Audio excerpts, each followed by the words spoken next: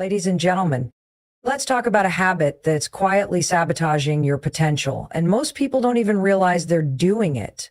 Emotional dumping. You know exactly what I'm talking about. That constant cycle of offloading your problems, venting your frustrations, sharing every single inconvenience in your life with anyone who'll listen.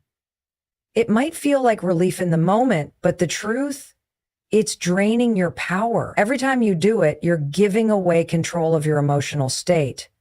You're feeding your own helplessness instead of reclaiming your strength. Here's the deal. Your brain is like a GPS. It listens to whatever you tell it the most. If you keep repeating your problems, how overwhelmed you are, how unfair life is, how stuck you feel, it doesn't just hear you, it believes you. And then it starts filtering your world through that lens. Your thoughts begin to loop, your emotions spiral, and before you know it, your identity becomes wrapped around your problem. Not your goals, not your potential, not your power, just your problems. Now let's be clear. I'm not saying you should bottle things up and pretend everything's fine. That's not healthy either. I'm saying you need to be intentional. Are you talking about your problems to process and solve them? Or are you just dumping them because it gives you a hit of sympathy? Because if it's the second one, it's time to get honest with yourself. That moment of validation might feel good for 5 minutes, but what happens after that? Nothing. You're still stuck. You've wasted energy telling a story instead of rewriting it. Emotional dumping is like playing the same sad song on repeat and expecting your life to suddenly start dancing to a different beat. It doesn't work that way. You're not moving forward. You're rehearsing your pain. And the more you rehearse it, the better you get at staying exactly where you are. That's not what you want. That's not why you're here. You are not meant to live in a cycle of constant complaining and venting. You are meant to grow, to rise, to lead yourself out of whatever darkness you're in. You know what real strength looks like? It's not in how loudly you talk about your problems. It's in how quietly you get to work on them. You don't have to post about your struggle every day. You don't have to call 5 friends and relive the worst parts of your day over and over. What you have to do is ask yourself, what's the next small action I can take to shift this? Because that's what pulls you out of emotional chaos. Not more talking, not more venting, but action. Every time you emotionally dump, you're reinforcing the belief that you can't handle your life unless someone else saves you, and that is a lie. You don't need saving. You need strategy. You need movement. You need to remember that the most powerful person in your life isn't your friend, your therapist, your mom. It's you. So if you want to feel better, start by thinking better. Stop rehashing every single problem and start building a new pattern, one that says, I acknowledge the problem and now I focus on the solution. That tiny shift in mindset will change your entire trajectory. Look, life is hard. We all have things we're dealing with. But the people who grow, the people who build lives they're proud of, are the ones who stop handing out their problems like candy and start treating their time and energy like gold. Because they know every time you talk about what's going wrong without working on what could go right, you're moving backwards. So here's your challenge. The next time you catch yourself spiraling into a rant or unloading your stress just to feel heard, pause. Ask yourself, is this helping me move forward? If the answer is no, redirect. Even a tiny step forward is more powerful than 1,000 words about what's not working. Own your story, but more importantly, own how it ends. And that starts with you taking your power back from emotional dumping and putting it where it belongs, in focused, courageous, solution-driven action. Most people walk around thinking their problems are unique, that the weight they're carrying is heavier than anyone else's. And while your pain is valid, while your stress is real, so is everyone else's. People have their own problems. That's the part no one likes to admit. You're out here expecting someone to really care, to really sit with your issues and feel what you're feeling, but they're too busy carrying their own baggage. That's not cold. It's just human nature. We live in a world where everyone is overwhelmed. Everyone has something on their plate: pressure from work, bills piling up, a relationship hanging by a thread, kids, parents, deadlines, regrets. And yet, we expect people to stop what they're doing, step out of their mess, and pour themselves into ours. When you start to understand this, you begin to realize why so many conversations feel shallow, why your rants often get short replies, or why people drift away when you consistently unload on them. It's not because they don't like you. It's because they're already trying to survive their own chaos. Here's what happens. The more you expect others to carry your emotional load, the more disappointed you feel when they don't. You feel ignored, misunderstood, even betrayed. But the problem isn't them, it's the expectation. When you walk into every connection with the unconscious hope that someone else will make your pain feel smaller, you're setting yourself up to feel abandoned. You're chasing comfort in the wrong place. Because let's face it, people can sympathize, but they can't fix it for you. They don't live in your mind. They don't feel what you feel. They're not going to drop everything just because your world is shaking. And even if someone does listen, even if they give you their time and attention, you have to understand this: nobody will ever care about your life as much as you do. They can support you, they can encourage you, but the responsibility to heal, to grow, to move, that's on you. It always has been.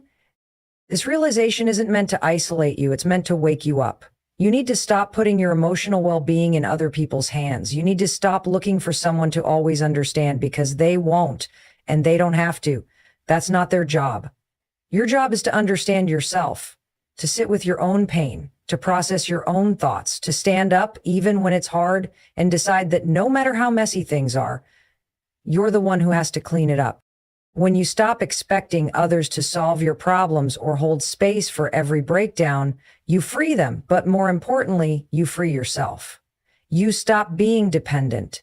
You stop waiting. You stop handing over your peace to people who never asked to be responsible for it in the first place. Let's be real. People want results, not repetition. They want to see you rise, not relive your struggle every single week. If all you do is talk about what's wrong, you become emotionally exhausting to be around, not because you're not lovable or worthy, but because you're stuck. And no one can push you out of stuckness but you.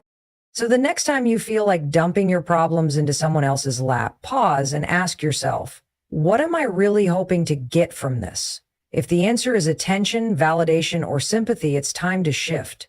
What you truly need isn't someone to feel sorry for you. It's someone to challenge you to step up. And often that person has to be you. There is nothing wrong with needing help, but don't confuse needing support with needing saving. There's a big difference. Help is a hand to guide you while you walk. Saving is expecting someone else to carry you. The truth is, nobody's coming to save you. And that's okay, because you are more capable than you give yourself credit for. Once you understand that everyone's dealing with something and that no one is obligated to carry your load, you start to become emotionally self-sufficient. You learn how to sit with discomfort. You learn how to work through your own storms. And you stop resenting others for not being what you needed them to be.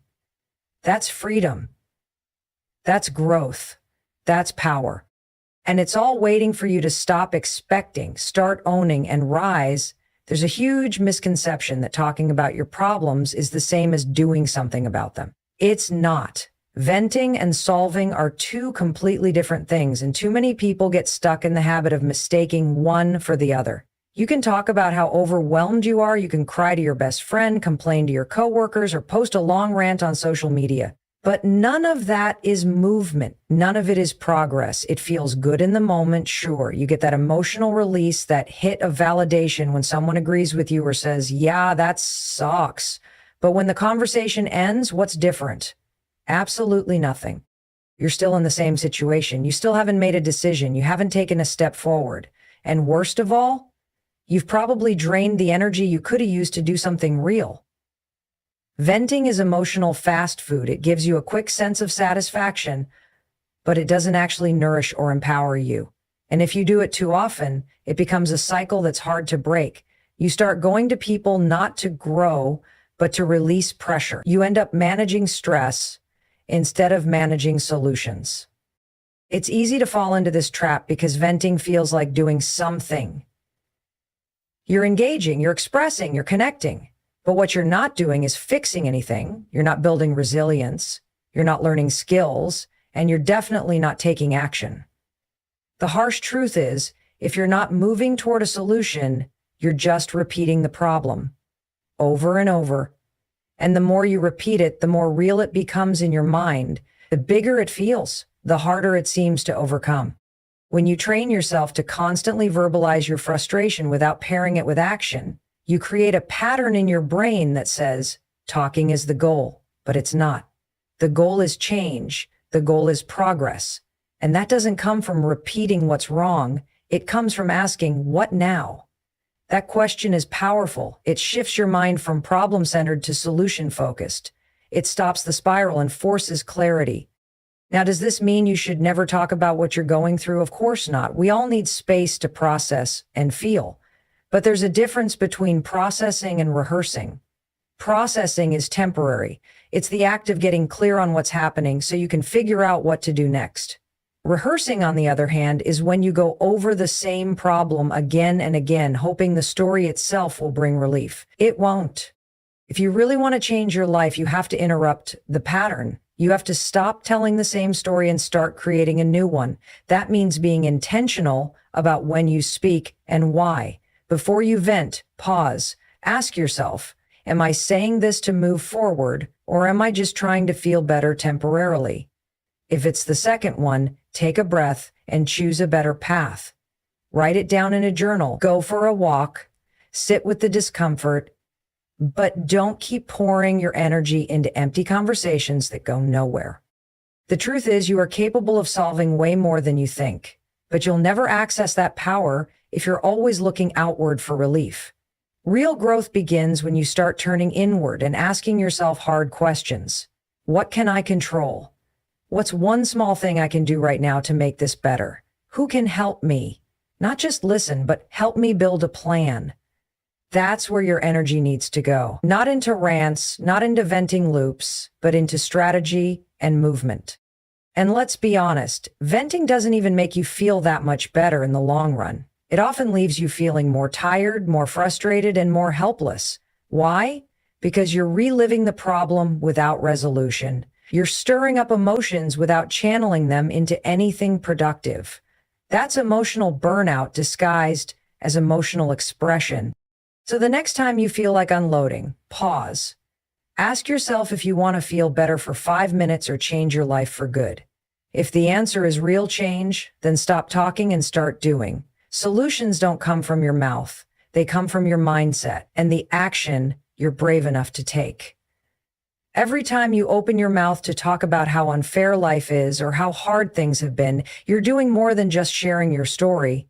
You're teaching people how to see you. You're teaching them how to treat you. Whether you realize it or not, the way you present yourself in conversations becomes the lens through which others view you.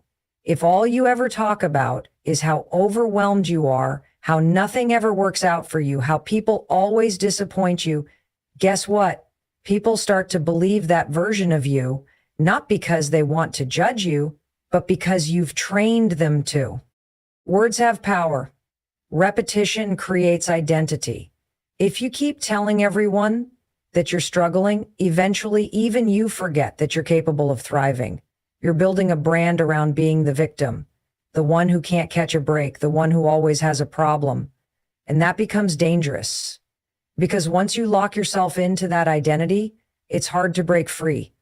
Not just in other people's minds, but in your own. People respond to how you show up. If you consistently come across as someone who's lost, broken, or powerless, they will unconsciously treat you that way. They'll stop challenging you. They won't offer opportunities. They won't bring you solutions. They'll pity you, or worse, avoid you altogether. Because nobody wants to be around someone who constantly drains the energy from the room. Not because you're a bad person, but because emotional heaviness without action is exhausting. You become someone they have to manage instead of someone they admire. You have to ask yourself, what message am I sending with the way I speak about myself and my life? Are you reinforcing strength or helplessness? Are you showing people your power or constantly highlighting your pain? Now, pain is part of life. We all go through seasons that are difficult. But the key is how you communicate that pain.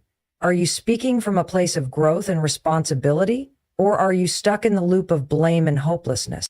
Because when you start to show up as someone who owns their story, someone who acknowledges the challenge but is focused on rising from it, everything changes. People listen differently. They respect you more. They start to see you as someone who is resilient, who is navigating the storm, not someone who's waiting to be rescued from it. That subtle shift in energy, it's everything. It changes how you feel about yourself and how the world interacts with you. You don't get respect by complaining, you get respect by rising. You get respect by showing that no matter how tough things get, you're the kind of person who keeps moving forward. And when you speak from that place, when your words reflect your strength, even in hard times, people respond to that. They start treating you like someone who is strong, someone who is capable, someone who is going somewhere. It's about taking control of your narrative. You can either let your circumstances define you, or you can define yourself in spite of them. That means being mindful of your language. It means choosing not to lead with weakness, but with growth. It means refusing to let your problems become your personality. Ask yourself, if someone met you for the first time today and only had your words to go off of, what would they think about you? Would they see someone who's beaten down by life or someone who's building themselves back up? Would they see a victim of circumstances or a person of character and strength? Because people can only reflect back what you give them. You want to be seen as powerful? Start talking like someone who's reclaiming their power. And this isn't about pretending everything is okay. It's not about being fake or hiding your struggle. It's about showing up in a way that honors your journey without getting stuck in it. It's about speaking with intention and purpose. When you do that, when you start to own your role as the author of your life, people will stop treating you like a side character and start treating you like the main character you are. The way you speak about yourself matters. So stop telling the story of your weakness and start living the story of your rise. There's something incredibly powerful about learning to sit with your pain without always needing to talk about it. It doesn't mean you're ignoring what you feel. It doesn't mean you're suppressing your emotions. It means you're giving yourself space to understand what's really going on without immediately reaching for someone else to carry it for you. That kind of self-awareness, that inner resilience, is what separates the people who stay stuck from the ones who rise. We live in a world that encourages oversharing. Post your breakdown, share your struggles, tell everyone what you're going through, but what if you didn't? What if instead of running to vent every time something went wrong, you got quiet and started listening to yourself? Because here's the truth. Clarity comes from stillness, not noise. When you're constantly talking about what's wrong, you're in reaction mode. You're just offloading. But when you sit with it, when you really allow yourself to feel it without distraction, you start to uncover what it's trying to teach you. Pain is a messenger. It's not just there to torture you or weigh you down. It's trying to point to something that needs your attention. Maybe it's a boundary you've been ignoring. Maybe it's a change you've been avoiding. Maybe it's a truth you've been too scared to face. But you can't hear that message if you're constantly talking over it. The people who grow are the ones who learn how to sit in the discomfort and ask themselves, what is this trying to show me? That you don't need an audience for every emotion. Not everything needs to be processed out loud. Some of the most profound breakthroughs happen in silence. In those moments where you stop trying to explain your pain and start learning from it. Because the minute you shift from reaction to reflection, you move from powerless to powerful. You stop being the victim of your circumstances and start becoming the student of your experience. Now, let's be clear. There's nothing wrong with talking. There's value in reaching out when you genuinely need support or perspective. But that's not the same as using conversation to avoid doing the real work. Emotional growth isn't loud. It doesn't always look dramatic. Sometimes it looks like sitting on your bed, breathing through the urge to text someone about your frustration and just letting the feeling rise and pass. That's self-leadership. That's maturity. The reason sitting with your emotions feels so hard is because we're conditioned to escape discomfort. We reach for distraction, validation, attention. We want to feel better now. But real strength is built in the waiting, in the willingness to let it hurt, to not have the answers yet and still hold space for yourself without trying to dump that burden onto someone else. That's when your mind gets stronger. That's when your emotional intelligence grows. You begin to realize that most of what you were rushing to talk about didn't need to be talked about at all. It just needed time, space, patience. You learn to distinguish between pain that needs expression and pain that just needs silence to heal. You become more selective with your words, more intentional with your energy. And that shift, it changes everything. Suddenly you're not that person who vents all the time. You're the person who thinks before they speak, the one who processes internally, who shows up to conversations with insight instead of chaos. People start to respect your presence more because you're not just reacting, you're grounded. You become someone others look to, not just someone they listen to out of obligation. And the best part, you stop feeling like a victim of your emotions. You start feeling like the one in charge. You still feel pain, yes. You still have hard days, but you're not at the mercy of those emotions anymore. You've built an inner anchor, a foundation that isn't dependent on other people's reactions or support. So the next time you feel overwhelmed, instead of rushing to speak, try sitting with it. Breathe, listen, ask yourself, what's this really about? And trust that you are strong enough to handle what comes up. You don't need to say it all. You just need to hear yourself. That's where the healing begins. That's where the transformation starts. And that's how you start leading yourself through anything life throws your way. People are naturally drawn to energy, not the loudest voice in the room, not the most dramatic story, but energy, that grounded, focused, forward-moving energy that signals someone is going somewhere. Think about the kind of person you're naturally attracted to. They're not constantly complaining. They're not telling the same sad story over and over. They're the ones who show up with a sense of direction, who are building something, who radiate purpose, even if they're not there yet. And the secret is, that kind of energy doesn't come from a perfect life. It comes from ownership.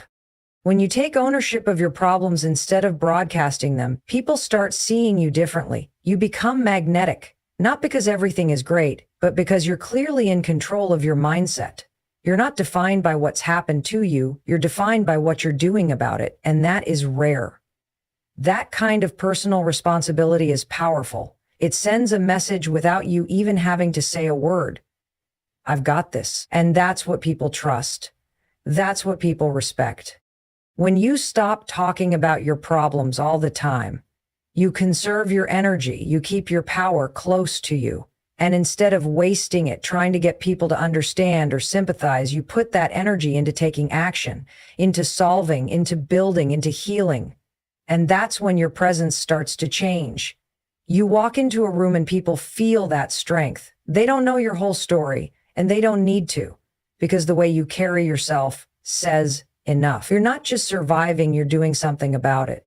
Let's get something straight. Confidence isn't about pretending everything's fine. It's about knowing that no matter what you're going through, you're capable of getting through it. And when that confidence shows up in your body language, in your decisions, in your silence even, it speaks volumes. It's not about being fake. It's about being intentional. You're not hiding your struggles. You're choosing to deal with them in a way that doesn't drain you or the people around you. This is where maturity comes in. Immature energy wants constant attention and validation. It needs everyone to know how hard life is so it can feel seen. But mature energy understands that not everyone needs access to your journey, that healing can happen privately, that some breakthroughs are more powerful when they're quiet.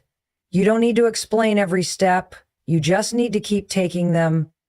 And people notice. Opportunities start to come your way, not because you begged for them, but because your energy says, I'm ready. Relationships become healthier because you're no longer showing up as someone who needs to be saved. You show up as a whole person, capable of navigating your own path. That's attractive. That's empowering. There's also a shift in how you view yourself when you stop talking about your problems constantly. You stop identifying with them so deeply. You stop reinforcing the narrative that you're broken or stuck. Instead, you start reinforcing the narrative that you're learning, growing, and moving forward. And over time, that becomes your truth. You're no longer someone with a long list of struggles. You're someone with a track record of rising. Think about how much time you've spent explaining yourself, justifying your pain, trying to make people see what you're going through. What if you redirected that time into building something better for yourself? What if you used it to create routines that support your healing, or to pursue goals that remind you of your strength? That energy shift changes your life. It takes you from passive to powerful. You don't need everyone to know your story. You need to live it in a way that speaks for itself. Let your growth do the talking. Let your actions make the statement. Let your results be the proof. That's how you build credibility. That's how you earn trust. That's how you create impact without saying a word. People can feel when you've done the work. They can feel when you're not looking for pity, but standing in purpose. That's the kind of energy that moves the needle. That's the kind of energy that changes your life. So stop explaining, stop venting, stop trying to get people to care. Channel that energy inward. Build yourself. Back yourself, and let your presence say everything that words never could. Most people don't want to admit this, but the more you keep talking about your problems, the more power you give them. It's not just about what you're saying out loud, it's about what your brain hears on repeat. Every time you tell that same story of how things didn't work out, how someone let you down, how life keeps kicking you when you're already down, your mind registers it as a confirmation. This is who I am. This is my life. It isn't, you may think you're just venting, but your subconscious is listening. And over time, it starts to shape your beliefs. You go from having a problem to being the problem. That's how an experience turns into an identity. This is where people get stuck. They start to believe the narrative they've told themselves and others 100 times. That's when things get dangerous. Because now, you're not just struggling with something, you're carrying it like it defines you. And the longer you live in that space, the harder it becomes to break free from it. The more you say, I can't, I'm always this way, people always do this to me, the more those words become rooted in who you are. You become attached to the version of yourself that's hurt, stuck, or powerless, even if you don't want to be. If you really want to reclaim your life, it starts with understanding this. Your problems are real, but they are not your identity. They are events, situations, temporary experiences. They are not who you are. But if you keep repeating them over and over, out loud and in your head, they harden into yourself and mute. That's why silence is sometimes more powerful than speaking, because when you stop repeating the same story, you give yourself space to create a new one. This doesn't mean ignoring your pain or pretending everything is fine. It means learning to separate the event from the identity. You can say, that happened to me, without saying, that's who I am.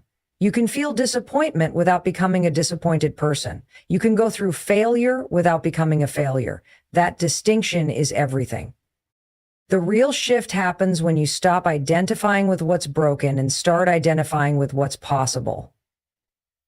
That's where your energy needs to live, not in repeating the past, but in creating the future. The moment you shift your focus from what happened to what's next is the moment you start getting your power back. That's the point where growth begins.